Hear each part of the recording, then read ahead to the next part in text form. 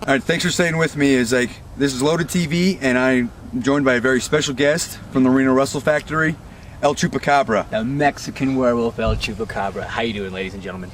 He's joined me, and we're going to talk a little professional wrestling.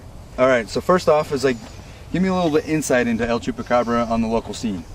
Local scene of El Chupacabra, up and down California. Traveled from LA all the way up to top of California. I've been to Oregon, and of course here in Reno, Nevada. Make my home stay here, but been doing it since 2003. Just in the words of one of my good friends, just banging and banging like Gangrel says. What do you got coming up here in the near future? Here in the near future with here in Reno, I've been just doing training and just help promoting and pushing the Reno Wrestle Factory and just trying to make that to the next level of independent wrestling here. And just other than that, just trying to make independent wrestling in Reno back to what it was in years and years ago, and just making it what the kids and the adults that love wrestling here in the city and town, just something they love again. Does the Wrestle Factory got anything coming up here? Oh yeah, once a month we run shows right off of 1301 Valley Road. Just doing once a month TV tapings and just trying to get our shot out there of TV going. So just pushing the issue. Where else is the Mexican werewolf going to be biting? Biting, banging, clawing, scratching. Going up to see Pro Wrestling Bushido over in the Central Valley. I do a lot. Supreme Pro Wrestling in Sacramento. And let's see where else is El Chupacabra, I like to sink his teeth into. Knox Pro, can't forget them down in Southern California doing big things with Gangrel, Count Pearl, and WWE former superstar Rikishi. And then, just here with the Reno Wrestle Factory. Am I safe to assume as an indie wrestler you kind of follow the mainstream scene? Yes and no. I mean, I keep up with it. I try to watch it as much as I can if I can, stomach most of it going down. But yeah, I do. I mean, I watch, TNA, WWE, Ring of Honor, Dragon's Gate. Try to keep up with some Mexico promotions and stuff. But yes, I do. I do keep up with it most of the time. In the last couple of weeks, there's been a lot of big things happening in the mainstreams. Del Rio, I think, shocked a few people by winning the Royal Rumble. It was his destiny, Alberto Del Rio. And I told everyone on that one, Facebook and Twitter, check it out at chupy. But yes, I did say that Alberto Del Rio was going to be a winner, and I've been liking him since day one he came in. Just his charisma, his ring presence, the way that he wrestles, just everything about him is a perfect package for WWE, but they are starting with the new generation of wrestling. Yeah, it does seem like they got a lot of young talent coming in. Miz is WWE champion. He is awesome. And another big thing that has happened is at the Royal Rumble we saw appearances of Booker T and Kevin Nash. That kind of shocked the TNA world, because I believe that there was a big storyline that they were going to be involved in that kind of had to be changed around. What's your thoughts on those two guys coming back to WWE? When I was watching the Royal Rumble, I stood up my seat and I clapped when I saw Booker T coming out. I mean, hopefully everyone did. You saw the crowd. How did you see when they reacted? They were thrilled to see him back. I was happy to see the Spinner-Rooney from the five-time WCW champion. And that was really good. And then seeing Kevin Nash come out with his old school gear saying Diesel across, that put a smile on my face. And even though I'm not really too much of a big Kevin Nash fan, I mean I like what he's done for the business, but for him to come out and do that, it was really good. And from what I've heard from TNA, they're supposed to do what is it again? The Main Event Mafia again, supposedly. Well, it was supposed to. It was that's what I was hearing. The Main Event Mafia was supposed to be coming back, but it looked like with those guys jumping up to WWE, they kind of had to change it, and I think we got TNA Originals has kind of come back with the teenagers. Well, with Fortune dumping on the Immortal. Personally, I think it was a smart decision, a business-wise move for Booker T and Kevin Nash to do it. I mean, they knew the run was going up with TNA, but for TNA to hope on that and try to bring out the Main Event Mafia and then not sinking it in, and then now have to do this Teenage Originals with, who is it now, Kevin Nash, Scott Steiner, Fortune. I think it's just going to be a watered-down version. Yeah, I was a little bit more excited to because now they're bringing the guys that made TNA, even though it's kind of floundering a little bit. But it's with AJ Styles and Beer Money and Kazarian, and Kurt Angle is kind of, wherever he goes, he's good. That is true. That is true. I mean, me personally, I would wish Fortune would just break up. Those guys are just way better as either the tag team with Beer Money or the singles competitor of AJ Styles. Even with Ric Flair behind them, that's okay. But Kazarian also they all just need to do their own things to just bring it back to the original of how TNA was when it first started, when it was total nonstop action. And right now, it's just total nonstop Fortune. Yeah, I thought TNA was getting a little bit too group heavy.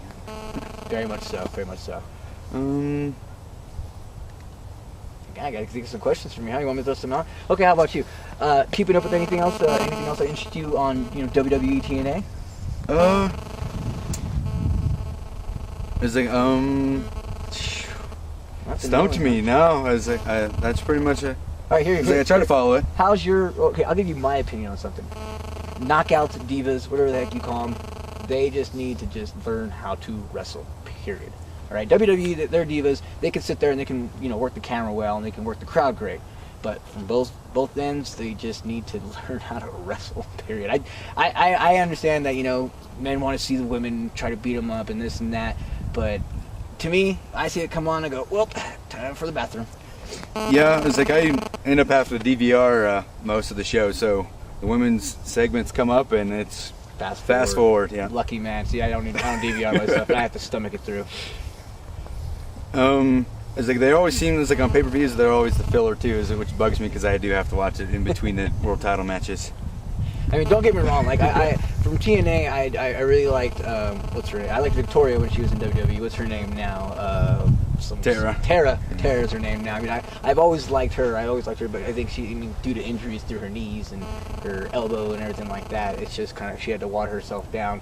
But WWE, I mean, Beth Phoenix, Melina, I mean, those are two of my top favorites because freaking Beth Phoenix, I think she can actually beat the crap out of me. It's like, and reportedly Awesome Kong's supposed to be on her way to WWE. I'm not quite, it's like, so what do you kind of think about how that's going to pan out with Awesome Kong is one amazing woman. I met her in San Francisco at a show, an independent show, and she is one of the nicest people in the world backstage, but I would not sit in the ring with that girl because she will be only one person that could probably eat Chupacabra alive.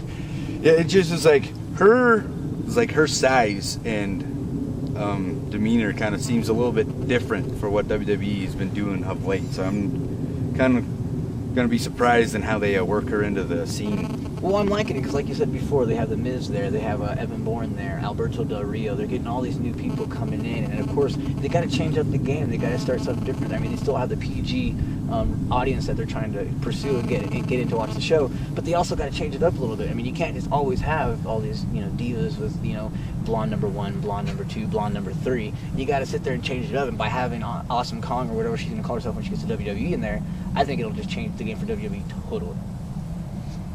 It's like now going back to TNA and WWE, there's a rumor that the other part of the original Main Event Mafia, Sting, might be on his way to WWE. So what's your thoughts, if it happens, about him finally making the jump? From him, he left WWE, went to WCW, and then went to TNA, and then he's been on hiatus for a little while. Me personally, I like the old Sting. As of lately, I think he should have hung up the boots a long time ago. I mean, don't get me wrong. I mean, people still love him like people love Hogan, people love Flair. They love all the old timers and stuff. But I think it's just time for him to hang it up, and it's just going to be, I think it probably is the right move for him since he knows his body's beating him down. But if he can go to WWE and still make some money for his name, by all means, do it. And I'm assuming a lot of it has to do with him becoming a Hall of Famer for the WWE. Is like he finally joins there, and then he can get that Hall of Fame tag. Oh yeah, that's etching your name in history right there. That's like getting a star on Hollywood Boulevard right there. I mean, that's a decision. If I was in the same position and they said, hey, come on over, you can sign with us, and you could be a Hall of Famer from WWE, I would have to. I mean, that's the majority of the fans will always remember WWE. Total nonstop action. We'll see how that plays out and pans out. Yeah. It's like, speaking of Hall of Fame, it's like Shawn Michaels is in. It's like, what's your take on Shawn Michaels? Heartbreak Kid. He's one of the best there ever is. I mean, that guy can perform, he can wrestle, he gets the crowd captivated. I mean, he's done some amazing things throughout his career with WWE, and I think it's a great choice. And he knew that it was his time to actually stop wrestling and pursue other things and other goals in his life. And you know what? I praise him for doing it. All right, I think that's gonna do it. I appreciate El Chupacabra for coming on. And stick around. When we get back, I'll let you know how you have a chance to participate in the show with emails and comments. Thank you. Make sure to check out www.renowrestlefactory.com for all your stuff here in Reno, Nevada. RWA.